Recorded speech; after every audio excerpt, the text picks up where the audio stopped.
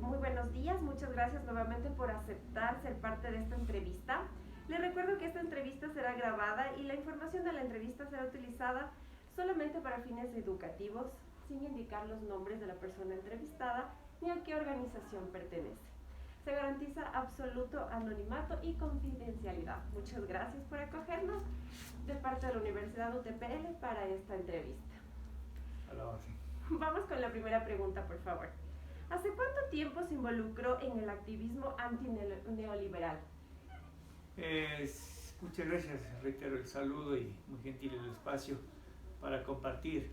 Creo que esto nació justo con el correísmo, 2007 tal vez, 2006, 2007, que nació esta curiosidad propia de todo ser humano como para empezar a entender un poco el tema político y en sí el tema de cómo un país, una nación pueda tener estos dos lados a veces opuestos que los llaman, no sé si bien o mal, pero que la derecha, la izquierda, que el socialismo, que el neoliberalismo, entonces, pero como que por ahí empezó todo esto. Muy bien. Nuestra segunda pregunta, ¿qué opina usted del neoliberalismo en Ecuador? Primero, yo creo que todas las tendencias son positivas. Lastimosamente el manejo que se lo ha dado de un neoliberal muy profundo, que lo que más busca como su principio propio es privatizar las élites económicas, y eso como que más bien es lo que el extremo es lo que personalmente no comparto. Okay. Creo que depende mucho también el hecho de los principios de vida que uno ha tenido como para poder entender esto. Muy bien, muchas gracias. ¿Considera que el correísmo es un movimiento antineoliberal? Como movimiento correísta sí se convirtió en un antineoliberal, pero en un principio siempre estará opuesto a la corriente contraria en este caso. ¿Por qué? Porque los objetivos del neoliberalismo son unos y lo que más bien Correa, dentro de su situación que luego lo llamó el socialismo del siglo XXI, más bien buscaba, y creo que en las nuevas tendencias busca lo opuesto a lo que es el neoliberalismo. Muy bien. ¿Qué cree que ha cambiado a lo largo de su carrera como activista? Bueno, como activista más bien los principios son los mismos, las ideas de servicio, la idea de la comunidad, el tema del trabajo con las bases, creo que no cambia. Okay. Lo que sí van cambiando son las personas alrededor de un sistema. Eso es derecha, izquierda, centro, pero lastimosamente a la política se ha envuelto mucho en una politiquería, en una falta de cultura política, de tal manera que se va confundiendo los actores y los procesos. Muy bien. ¿Ha adquirido una perspectiva diferente sobre algún tema mientras está en su movimiento? Creo que más bien se ha profundizado ciertos temas que en un principio uno no los puede visualizar claramente. Tal vez temas de que servir no es solamente dar una manito al que necesita, sino más bien esto va empatándose un poco con temas de proyectos políticos, se va encadenando con principios presupuestarios, de tal manera que no es solamente una tareita de dar una mano al vecino que necesita, sino más bien un conglomerado que necesita algunos elementos de servicio. ¿Por qué cree usted que estos conglomerados de servicio cambiaron antes de que usted esté en el activismo y ahora que está en el activismo? Los grupos siempre han existido. El tipo de servicio creo que es el que ha cambiado. Okay. Desde mi punto de vista, más bien, considero de que la forma de cómo se les da esa atención es distinta. Y como dentro de lo que uno mira y un poco tal vez defiende el principio de servicio, es donde tal vez se van empatando estas diferencias, porque no es lo mismo lo que ahí sucede, no sé, tal vez no es tema de análisis, pero ¿qué pasa con el aumento al sueldo básico de $25? Sí, es un favor a cierto grupo de prioridad en el país, pero tal vez no es la medida correcta. Entonces va cambiando las formas de servicio. Muy bien. ¿Hay algún grupo específico al que usted esté apoyando en la actualidad? Bueno, creo que mi tendencia muy personal ha sido más bien con grupos, digamos, y por lo que a mí me gusta el tema del arte, la cultura, más bien con ese grupo emprendedor, como que me ha gustado mucho porque también existe esa filosofía de ayudarnos, de darnos una mano. Sí, otros grupos existen, ¿no? Grupos agrícolas, grupos financieros, grupos de todo un poco, pero yo me voy más afín a ese grupo que creo que se encamina también a hacer, como siempre yo lo he dicho, hacer algo que a uno le gusta y encima de eso, pues hay esa satisfacción de servicio. A algo social también a la vez. Obviamente, nunca se descuida la parte social porque creo que es la parte fundamental que va a estar como principio básico, como raíz para poder dar el otro tipo de servicio que más bien en el camino va asomando. Claro. No es que uno dice, voy a trabajar en esto y me perfilo, más bien creo que en el proceso se va dando. ¿Trabaja usted específicamente con una comunidad determinada? Digamos que no determinada, porque uno quisiera trabajar con cierto grupo de personas en una comunidad, pero más bien a veces las formas de trabajo le invitan a trabajar a veces fuera del núcleo que uno quisiera, en este caso por decir un centro parroquial o un cantonal, y uno más bien sin querer a veces busca y se da un servicio fuera. Okay. ¿Aboga por algún tema específico en la esfera pública, es decir, en los medios y las organizaciones a las que usted pertenece? Más que abogar, yo creo que siempre ha sido una lucha constante esto de un poquito de un principio de dignidad social. Yo realmente me duele mucho cuando hay esta desigualdad muy notoria que existe, mucho más marcada en el gobierno anterior y hoy con el nuevo gobierno, porque estamos hablando de que esa diferencia social es muy marcada y creo que ese es donde uno le duele porque uno ha nacido en un hogar humilde y eso uno se siente desde pequeño. Entonces el ver esa situación no justa es lo que uno creo que le motiva al activismo, al trabajo con la gente. Muy bien. ¿Cuál es su opinión sobre los gobiernos de Correa, Moreno y Lasso en el Ecuador? Yo creo que desde mi punto de vista muy respetado a quienes tal vez incluso dentro de la tendencia de una opinión diferente, todo gobierno es bueno, porque yo creo que todos intentamos hacer un algo, pero lo que marca la diferencia más bien es y lo más notorio es que dejé de hacer. Sí, yo siempre he dicho, yo soy correísta, me identifico mucho porque primero empezó por darle un valor extra a la misma comunidad, al mismo pueblo. Y eso pues nos levantó la autoestima como ciudadanos. Y con Moreno en cambio hubo lo contrario, hubo la intención, pero tomar decisiones debe ser de uno, no de esas élites que controlen un gobierno. O sea, tal vez en el gobierno de Moreno hubo la intención, pero nunca llegamos a la acción específica. Claro, y más bien se distrajo mucho en este confrontamiento con el correísmo que no le hizo ningún bien ni al país ni a él. Entonces el pueblo, la comunidad fue los que perdimos porque él se dedicó a ese, que el correísmo no vale, que el correísmo no sirve, que él me dejó un mal gobierno, en vez de superarnos como seres humanos primero y luego como un principio político, ¿no? Ese fue un error. Y hoy con Lasso no hay mucho que hablar todavía, pero noto que esos principios de privatización, esos principios de querer en cierta forma servir más a las élites económicas propias de un neoliberalismo, son las que personalmente no coincido. Entonces, ¿y dónde está pues esa gente que siempre decimos, la gran población del Ecuador, dónde se encuentra? ¿En dónde está? Que no encuentra ese servicio, no encuentra lo que necesita. ¿Cuál es su postura frente a las medidas económicas que ha plantado el gobierno de Lasso en la actualidad?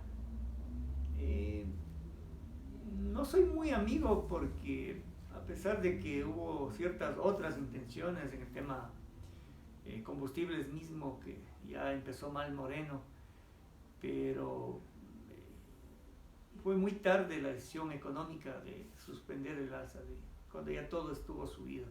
Es mentira que los que tienen un buen carro, que los que tienen buenos ingresos les afectaba porque el dinero elevado de los combustibles. Es mentira, porque la comunidad base que necesita el alimento, que necesita ir a la escuela rural, que necesita transportarse, es el afectado a través de incrementos básicos de combustible. Claro, todo se ve afectado por el transporte. El transporte, entonces, obvio, a uno que tiene un poder económico no le afecta si la libra de papas está a 35 centavos o está a 50 o está a 80, no le afecta. Claro. Pero en cambio el que no tiene un ingreso fijo, el que no tiene trabajo, y con esta pandemia complicado peor. Entonces, creo que no se están dando las correctas, y ya lo mencioné, pero lo vuelvo a mencionar, el tema del alza salarial de estos días, sí, ayuda en cierta forma, pero también es una cortina de humo para qué va a pasar mañana. El empresario va a decir, no tengo dinero para emplear a más gente, no empleo. O tengo mucha gente, comienza una serie de desempleos también. Entonces, es una jugada que no tiene mucha base económica como para dar un soporte al pueblo, que es el que necesita. ¿Cómo suma colaboradores o adeptos a su activismo o a su organización? En eso creo que uno se siente muy contento, muy feliz con uno mismo, el ser claro, el hablar claro, ser transparente. Yo creo que es una de las formas más sanas de mostrar servicio.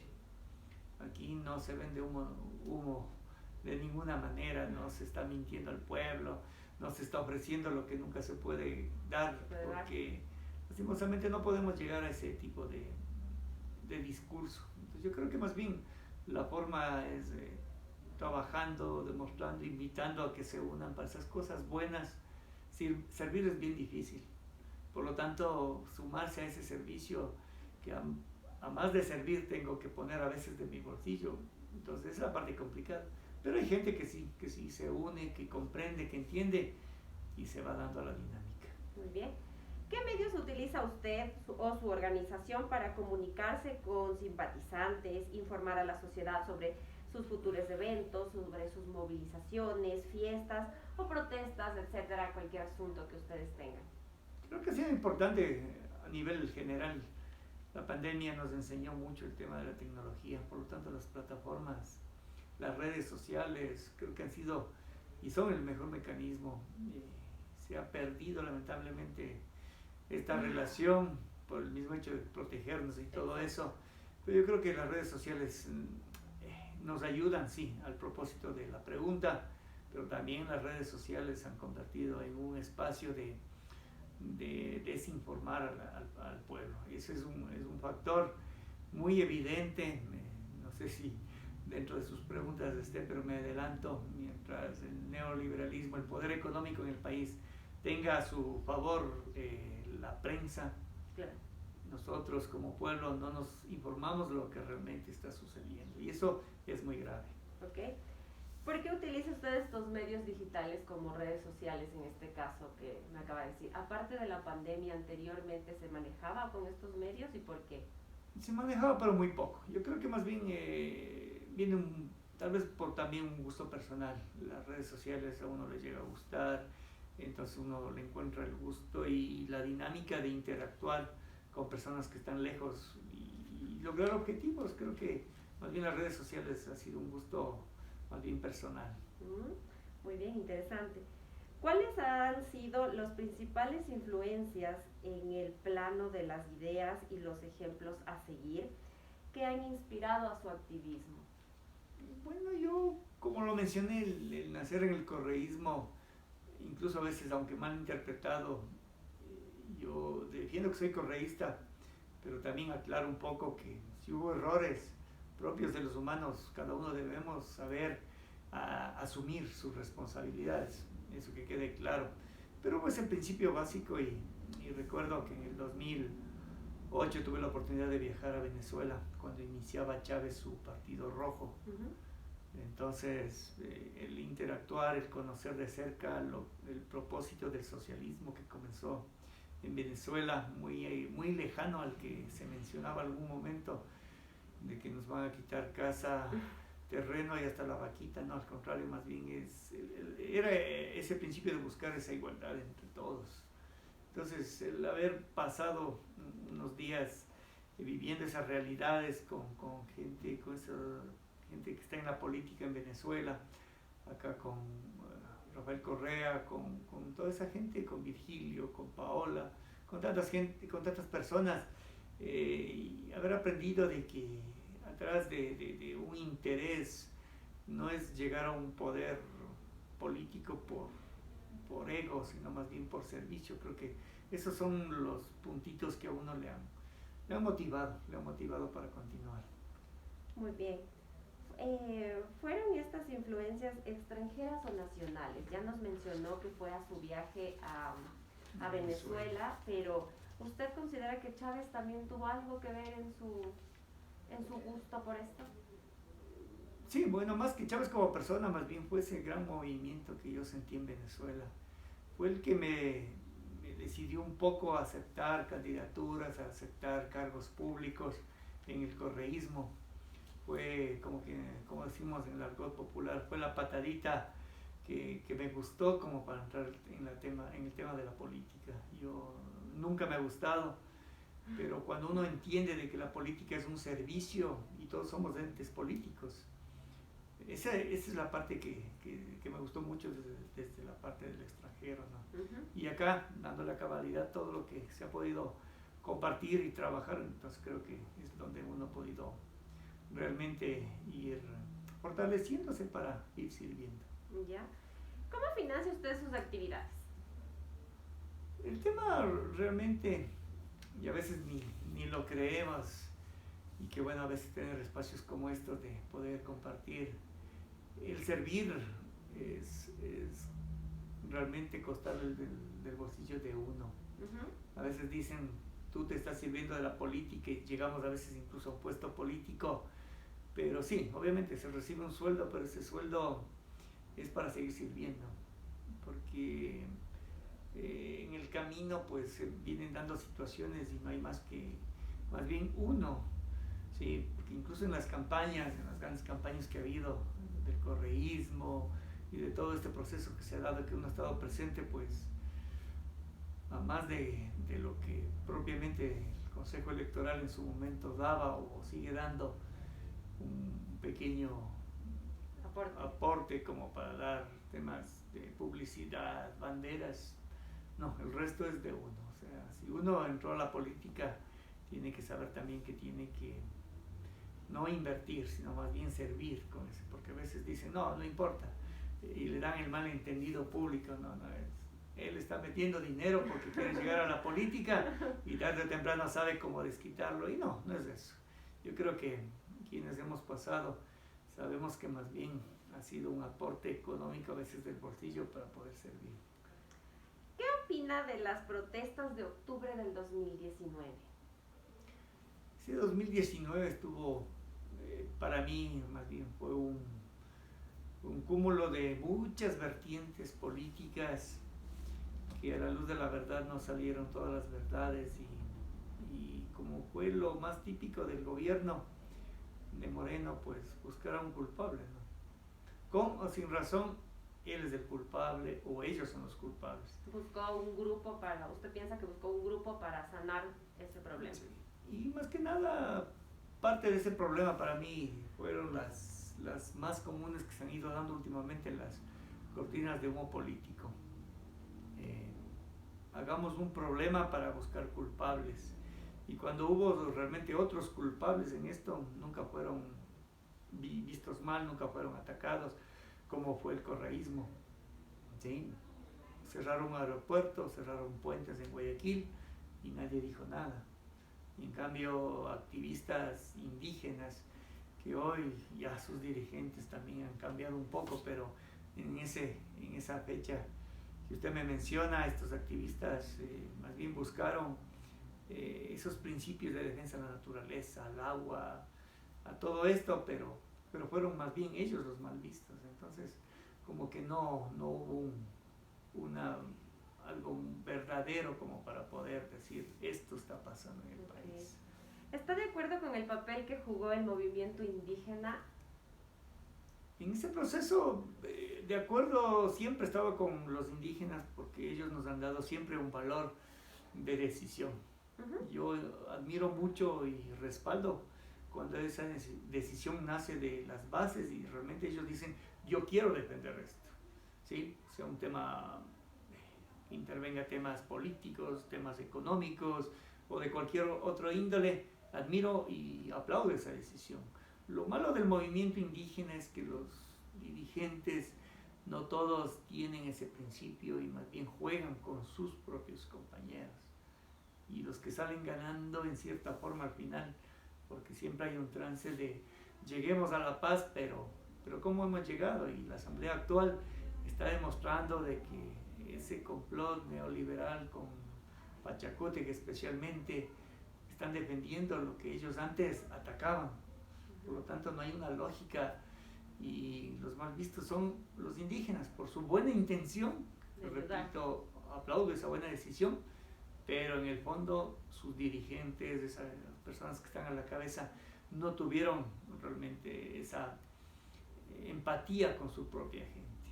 Okay. ¿Está de acuerdo con la respuesta dada por el Estado a las protestas? Realmente, lastimosamente, yo le veo desde el punto de vista que cuando hay este tipo de protestas mal dadas en el sentido de mucho infiltrado, y esos infiltrados son los mismos que están a favor o los mismos que están en contra, entonces se convierte en una guerra a veces entre ellos mismos. Por lo tanto, los procesos dados, en cierta forma no justifico, pero el Estado, ¿qué más le toca? Tiene herramientas constitucionales, tiene herramientas legales para decir hagamos esto. Pero los perjudicados son aquellos que ni siquiera sabían o no saben a lo que están expuestos. Por lo tanto, las decisiones de que toma un gobierno son extremas, con cierto grupo y con otro grupo que debió haberlo tomado, y creo que ya lo nombré algunos ejemplos, como lo que pasó en Guayaquil, no pasa absolutamente nada. ¿Por qué? Porque esa acción sí me favoreció a mí como gobierno. Claro. En cambio, esta otra acción no me favorece, entonces sí me voy contra ellos y uso todo lo que legalmente y constitucionalmente un gobierno puede hacer. Muy bien. ¿Ha apoyado usted públicamente a su organización o a algún candidato político?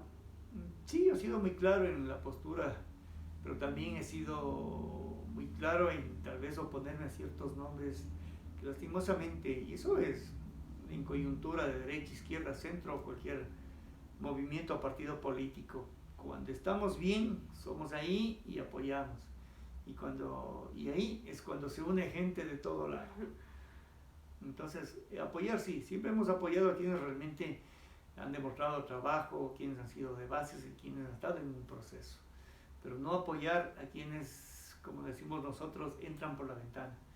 Políticos que son de derecha, pero hoy están en izquierda y quieren ser candidatos, quieren ocupar cargos. Entonces esa parte como que no personalmente no concuerdo y no estoy de acuerdo. ¿A quién y por qué ha apoyado usted? Bueno, el principio básico, yo reitero, creo, ya por enésima vez, el tema del correísmo. Las veces que ha estado Correa, hemos estado ahí, hemos estado en las calles, apoyando sus consultas, apoyando sus propuestas. Como a la par ha habido candidatos en asamblea, candidatos en prefectura, alcaldía, que realmente valen la pena. Hoy tenemos nuestra prefecta perseguida para ese tipo de compañeros, si existe un grillete, si existe el tema legal, y para quienes hacen barbaridades y media en el país, pues no existe ni siquiera un llamado de atención. Es más, sabemos lo que está pasando en el país en los últimos meses, han salido con libertad condicionada, están en libertad en sus hogares con prisión domiciliaria. Entonces eso es una injusticia que ha sucedido, sin querer topar también con Jorge Glass, como siempre he dicho, si es que hay algo que dentro de lo legal y la ley lo haga, que lo haga, pero que realmente se pruebe y se compruebe lo que se está haciendo, o sea, y por que lo que se está su legalidad. juzgando. Por un influjo de Rafael Correa, que también sea un perseguido y que lo estén buscando para la cárcel. No me parece, pero si tienen razón la justicia y si es que la derecha, ese poder económico, sabe que hay que condenarlo por X motivo, hágalo, pero demuestren que lastimosamente hasta hoy no han podido mostrar una sola gota de tanta mentira. ¿Cuáles son los actores que representan una amenaza para su activismo en la actualidad? Bueno, yo creo que el juego de la política no existe en estos términos, más bien de tratarlos así, que yo creo que este es un ir y venir. Más bien creo que quien pone ideas, quien está hablando con la verdad y se vuelve un poder, se convierte en una fuerza, más no en un enemigo, más no en un ente que ya vemos que nos va a perjudicar de mala manera, porque la política es así, el manejo de ciertos niveles de gobierno son así. Y es más, yo creo que alguien en algún momento lo decía, yo siempre he dicho, si es que no hay oposición, debe haber oposición, debe nacer, pero una oposición sana, con criterios, con respuestas, con propuestas. Lastimosamente eso se ha ido perdiendo. Sí, y personalmente yo siento que en los últimos años de gobierno, principalmente con Lenin, se perdió eso.